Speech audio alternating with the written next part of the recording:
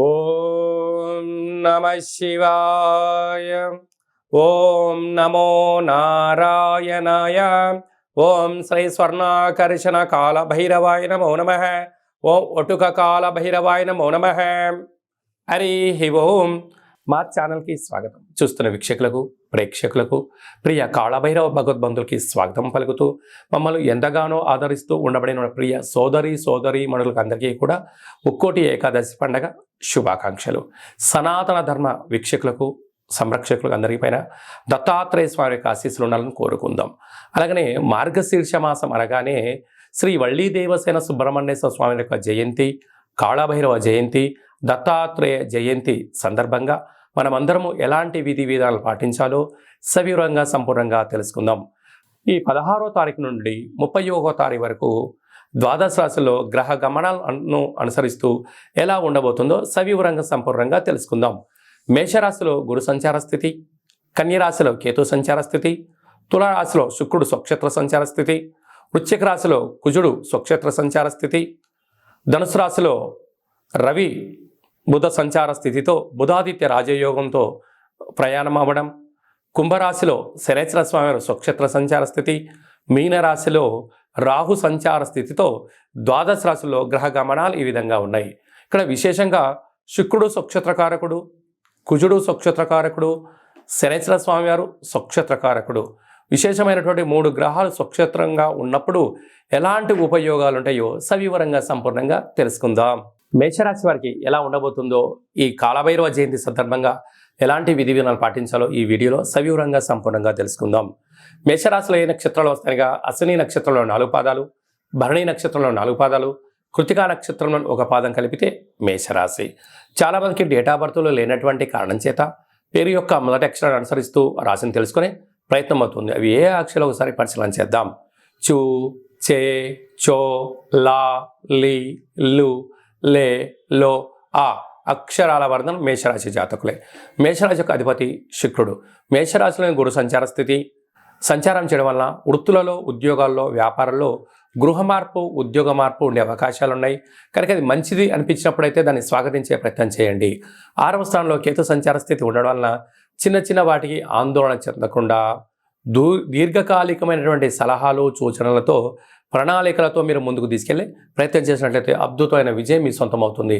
సప్తమంలో శుక్రుడు స్వక్షేత్రకారకుడు అవడం వలన వివాహ ప్రయత్నం చేసే వారికి వివాహ యోగము, ప్రేమికుల మధ్య సయోధ్య, నూతనమైన గృహాలు, వాహనాలు కొనుగోలు, క్రయ విక్రయాలు, బంగారు ఆభరణాలు మీకు చాలా శుభసూచికం అని చెప్పి గమనించగలగాలి. అష్టమంలో కుజుడు సంచారం చేయడం వలన, కుజదోష ప్రభావం కారణం వలన మీ జన్మ నక్షత్రం రోజున అష్టమి పూర్ణిమ తిథి యందున దూరావాయు జల ప్రయాణాలు పెట్టుకోవద్దు. విశేషంగా భాగ్యస్థానంలో రవి బుధ సంచార స్థితి సంచారం చేయడం వలన, బుధాదిత్య రాజయోగ కారణం వలన ప్రభుత్వ ఉద్యోగ ప్రయత్నం చేసేవారికి ఇది చాలా మంచి కాలము.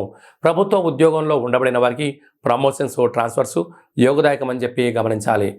భాగ్యస్థానంలో శనేశ్వర స్వామి సంచారం చేయడం వలన విశేషమైనటువంటి భూములు, పెట్టుబడులు, వ్యాపారాలు, క్రయ విక్రయాలు యోగదాయకం. వ్యయంలో రాహు సంచారం చేయడం వలన చుట్టూ శత్రువులు పొంచి ఉన్నారు, తస్మాత్ జాగ్రత్త. అలాగనే సాఫ్ట్వేర్, హార్డ్వేర్, యానిమేషన్స్, హోటలు, గృహ భవన నిర్మాణాలు, వ్యవసాయ సోదరీమణులు, స్వయం వృత్తులు, వ్యాపార కార్యక్రమాలు చేసుకునేటువంటి వారికి చాలా మంచి కాలము అని చెప్పి గమనించాలి.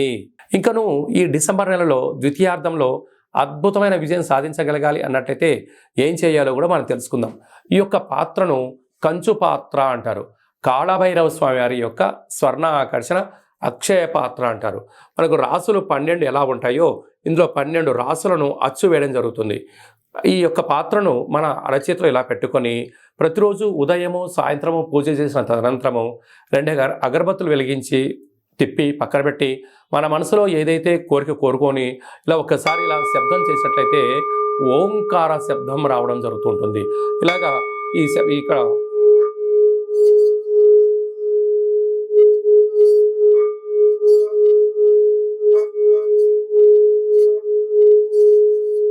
ఈ యొక్క అక్షయ పాత్ర ద్వారా ఈ శబ్దాన్ని సృష్టించడం వలన, ఓంకార శబ్దం ద్వారా గృహంలో ఉండబడినటువంటి వాస్తు, నరదృష్టి, శత్రు ప్రభావ దోషాలు తొలగిపోతాయని చెప్పి గమనించగలగాలి. అక్షయము అనగా నశించబడినటువంటిది. కాలభైరవుడు అనగా కాలం అనేటువంటిది మనకు అనుకూలంగా ఉండేటువంటి పరిస్థితి ఉంటుంది. పిలిస్తే పలికే ఏకైక భగవంతుడే కాళభైరవ స్వామివారు. కనుక మనమందరము కూడా ఈ కాళభైరవ జయంతి సందర్భంగా స్వామివారిని స్మరిద్దాం. గృహంలో కుష్మాండ దీపాన్ని లేక నారికేల దీపాన్ని వెలిగించుకుందాం. అక్షయ పాత్రను సొంతం చేసుకుందాం. ఇంట్లో పెట్టుకొని సకల యంత్ర మంత్ర తంత్ర పరతంత్ర తాంత్రికపరమైనటువంటి దోషాలు తొలగిపోయి సంపూర్ణమైనటువంటి అష్ట కష్టాలకు స్వస్తి పలికి అష్టైశ్వర్యం స్వాగతం పలకడానికి మనకు కాళభైరవ స్వామికి ఆశీస్సులు ఉంటాయని చెప్పి గమనించగలగాలి. ఆసక్తి గలవారు ఈ కింది నెంబర్ సంప్రదించి పొందగలరు.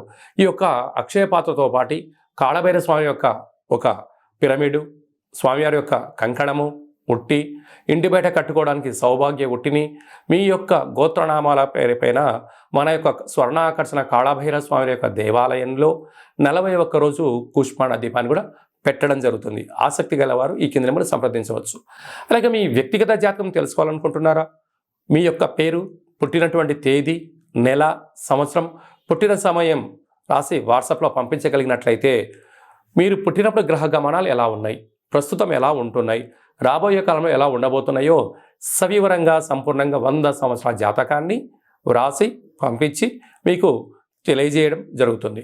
అలాగా డేట్ ఆఫ్ బర్త్లు లేనటువంటి వారికి మీ పేరు యొక్క మొదటి అక్షరాన్ని అనుసరిస్తూ రాశిని తెలియజేస్తూ రమణ శాస్త్రం ద్వారా అనగా గవ్వళ ద్వారా కాళభైరవ ఉపాసన చేత భూత భవిష్యత్ వర్తమానాన్ని తెలియజేయడం జరుగుతుంది. కనుక మీ వ్యక్తిగత జాతకం తెలుసుకోవాలనుకుంటున్న వారు ఈ కింద నెంబర్ని సంప్రదించి ఆన్లైన్ ద్వారా కానీ ఆఫ్లైన్ ద్వారా కానీ వాట్సాప్ ద్వారా కానీ అపాయింట్మెంట్ తీసుకొని సంప్రదించగలరు. అలాగనే మీ యొక్క అబ్బాయికి కానీ అమ్మాయికి కానీ వివాహం కావడం లేదా, ఆ యొక్క జాతకంలో అనేక రకాల సమస్యలు ఉన్నప్పుడు, లేకుంటే వచ్చినటువంటి వధువు కానీ వరుడు యొక్క జాతకం కలిసిందా కలవలేదా అనేటువంటిది తెలుసుకోవాలనుకున్నట్టయితే వారి యొక్క డేట్ ఆఫ్ బర్త్లు కానీ వారి యొక్క పేర్లను కానీ మీరు పంపించినట్లయితే వివాహ జాతక పొంతన వారి యొక్క గణాలు గుణాలు జంతు పరిశీలన చేసి మీకు సవివరంగా తెలియజేయడం జరుగుతుంది. అలాగే గతంలో వివాహం చేసుకున్న వారికి దంపతులు మధ్యలో సఖ్యతగా ఉండకపోవడం కానీ, ఒకరిపైన ఒకరు అగౌరవంగా ఉండడం కానీ, 490 కేసులు పెట్టుకోవడం కానీ, పోలీస్ స్టేషన్లో గొడవలు వెళ్తూ అలాగే విడాకుల దాకా వెళ్ళినటువంటి వారందరూ ఎలాంటి ఇబ్బంది పడకుండా మీ యొక్క జాతకంలో కానీ మీ పేరులో కానీ స్వల్పమైనటువంటి మార్పులు చేర్పులు చేయడం వలన మీకు ఉజ్వలమైన మంచి బంగారు భవిష్యత్తుకు ఆధ్యాత్మిక సలహాలు సూచనలు ఇవ్వడం జరుగుతుంది. తెలుసుకునే వాళ్ళు తెలుసుకోవచ్చు. అలాగే మీకు పుట్టినటువంటి అబ్బాయి కానీ అమ్మాయికి కానీ పేరు ఎలాంటి పేరు పెట్టగలగాలి, పేరు యొక్క మొదటి అక్షరం ఏం రాగలగాలి, రాబోయే కాలంలో ఆ పేరులో ఉన్న వైబ్రేషన్స్ విషయం తెలుసుకొని పేరు పెట్టినట్లయితే, అంటే ఏదైనా కూడా ఒక వ్యవస్థలు కానీ సంస్థలు కానీ ఒక వ్యక్తి పేరును బట్టి తన యొక్క జీవన గమనం ఆధారపడి ఉంటుంది. కనుక వాటి పేర్లను మన యొక్క దేవాలయంలో ఆధ్యాత్మికమైనటువంటి అద్భుతమైనటువంటి మంచి పేర్లను మీకు సజెషన్ చేయడం జరుగుతుంది. కనుక ఆసక్తి గలవారు ఈ కింద నెంబర్ సంప్రదించి అపాయింట్మెంట్ తీసుకొని సంప్రదించగలరు. అందరికీ కళవు వెంకటనాయక అన్నట్టుగా వెంకటేశ్వర స్వామి ఆశీస్సులు ఉండాలని కోరుకుందాం. అందరినీ ఆశీర్వదించడం ప్రార్థన చేద్దాం.